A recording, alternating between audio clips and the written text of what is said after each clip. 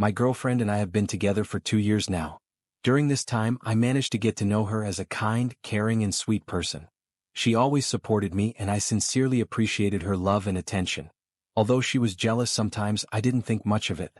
On the contrary, I even liked that she adored me so much. It gave me a sense of self-confidence, although I never considered myself particularly attractive.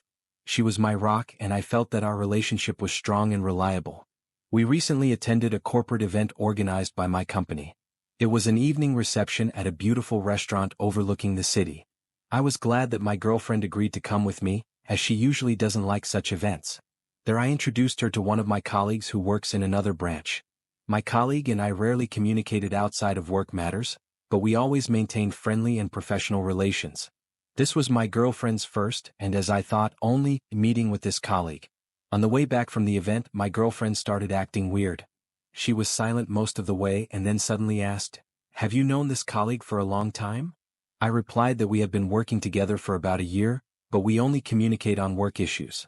She nodded, but I noticed that her mood had changed. The next day she started talking about her colleague again, calling her my work wife, and asking how close we were in touch. I tried to calm her down. I explained that my colleague and I have a strictly professional relationship, that I don't have her personal phone number, and that I don't even follow her on social media. I also emphasized that my girlfriend is the most beautiful and important to me, and that I am happy in our relationship. She seemed to calm down and everything returned to normal. However, a few weeks later, something strange happened. I received a request for an Instagram account from that colleague. My account was closed and I approved the request by signing up in response. Her account was also private, and there were only a few photos there, mostly pictures in swimsuits taken during a recent vacation. There was nothing overtly sexual, but there was also nothing but these photos.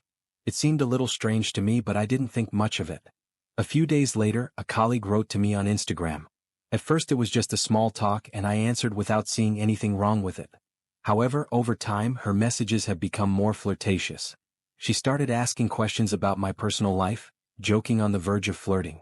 I immediately made it clear that this was inappropriate as I am in a relationship, and asked to maintain professional communication. She seemed to agree and I thought that would be the end of it. Meanwhile, my girlfriend has become especially affectionate and attentive. She cooked my favorite dishes, offered to spend time together and even bought me a gift for no reason. I didn't think much of it, thinking that she was just trying to strengthen our relationship. However, later I received a recommendation to subscribe to another Instagram account, and it was a colleague's account again. But this time it was open and after looking at it, I realized that this was her main account. There were the usual photos, including the ones in swimsuits that I had seen earlier. Then I started putting two and two together. Before talking to the girl, I decided to find out the truth. I asked a colleague why she had two accounts and she confirmed that the main one was the one I subscribed to. She didn't even know about the existence of the second account. It became clear that I was being played. I decided to talk to the girl. At first I tried to be tactful, but she denied everything. Then she turned to gaslighting, claiming it was just a joke or a test to make sure she could trust me. She said that she had been betrayed in the past, and she needed to make sure of my loyalty. I replied that I understood her fears, but what she had done was undermining my trust in her. She continued to evade responsibility, even asking how I even knew it was her if I didn't communicate with a colleague. It was an obvious manipulation. I told her that I needed time to think about everything and left. Since then she's been constantly writing and calling, claiming that I'm ruining our relationship over nothing, that I'm overreacting, and that by the time I realize how much she loves me, it may already be too late. She even called a colleague some kind of whore, which shocked me.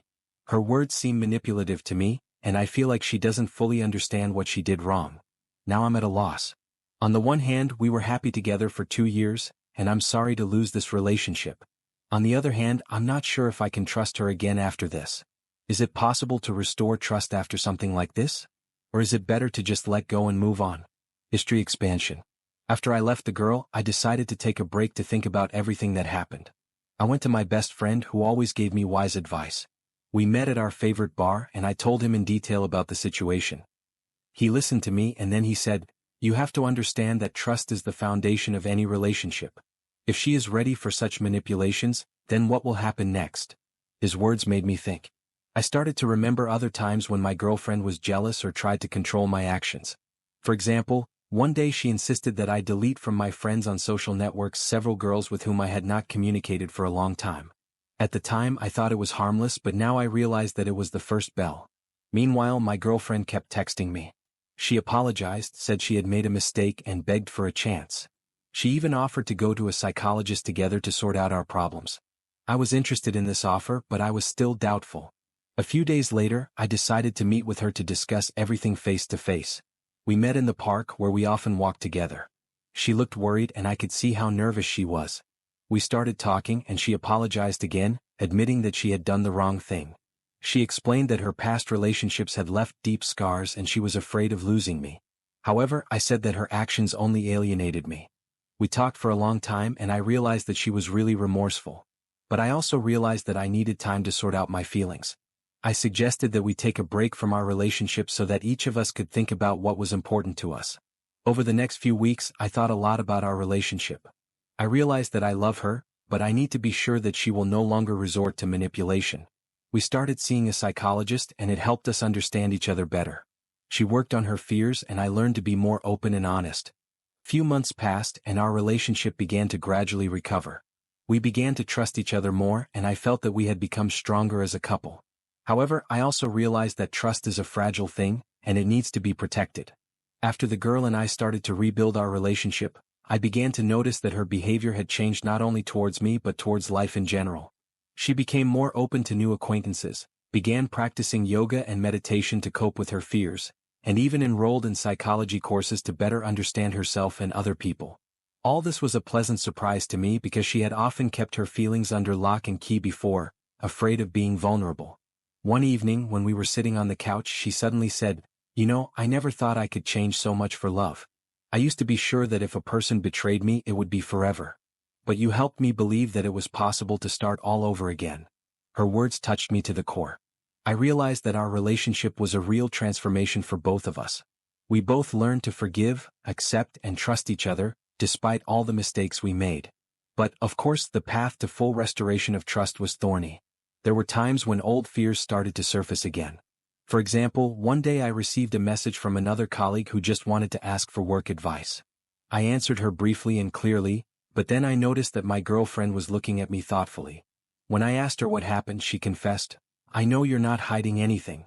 But sometimes my thoughts start running it's too fast and I'm afraid I might screw it up again." I hugged her and said, "You won't ruin anything while we're talking about it. I'm always there to help you calm down." Over time, such moments have become less frequent. We have learned to notice the first signs of anxiety and immediately discuss them. It took a lot of time and effort, but the result was worth it. Our conversations have become deeper, and the bond between us has become stronger. Every time we overcame another challenge, I felt our love grow even stronger. A new stage of relations. A year after the Instagram account incident, we decided to move in together. It was an important step for both of us. We discussed for a long time whether we were ready for this, and came to the conclusion that living together would help us to unite even more. We chose an apartment together, bought furniture together, and every corner of the house was filled with our shared memories. Living under one roof has also brought its challenges. We were both used to certain rituals and rules, which sometimes contradicted each other. For example, I liked to get up early and exercise and she preferred to sleep longer. At first, it was a little annoying, but we learned how to find compromises. I started getting up a little later so I wouldn't make any noise, and she tried to wake up earlier so she could spend some time with me before work. One morning when I returned from a run, she was already waiting for me in the kitchen with breakfast. She smiled and said, "I decided to try a new recipe. I think you'll like it." We sat down at the table, and at that moment I realized that our life together is built not only on big decisions, but also on such small moments of care and attention.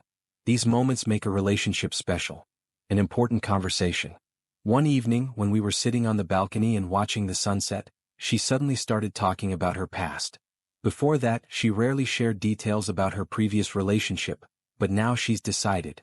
She told how her ex-partner systematically deceived her, how he used her trust and how she felt betrayed. "Then I decided that I would never trust anyone again," she said. "But then I met you. You made me believe that not all people are the same. And even though I made a mistake with this account, I'm grateful that you gave me a second chance." I listened to her in silence, feeling her words sink into my heart. I realized that her act wasn't just manipulation, it was a cry for help. She was afraid of losing me because she had already lost someone important in the past. Now I saw her actions from a completely different angle. It didn't excuse her, but it helped me understand her motivation better. The final. It's been 3 years since that story happened. During this time we have gone through many trials, but our relationship has only become stronger. We have learned to appreciate each other not for being perfect, but for how we overcome difficulties together. We both grew up as individuals and as a couple. One evening when we were walking in the park, she took my hand and said, "You know, I never thought I could be so happy. You taught me to believe in people, in myself, and in us. I want us to be together forever." Her words made me smile. I hugged her and said, "We've already overcome so much. I'm sure we can handle anything." At that moment, I realized that our story is not just a love story. This is a story about how two people learned to be vulnerable, how they found the strength to admit their mistakes, and how they built something real together. We both knew that new challenges were ahead of us, but now we were ready for them. The epilogue. We're planning a wedding right now. It will be a modest ceremony with close friends and family. We both understand that marriage is not just a beautiful event, but also a great responsibility. But we are ready for this step, because we know that the main thing in a relationship is not the absence of problems, but the ability to solve them together. Sometimes I think back to the night it all started. Now I'm grateful for that story because it made us stronger. We have learned to trust, forgive, and love. And I know that this is just the beginning of our journey.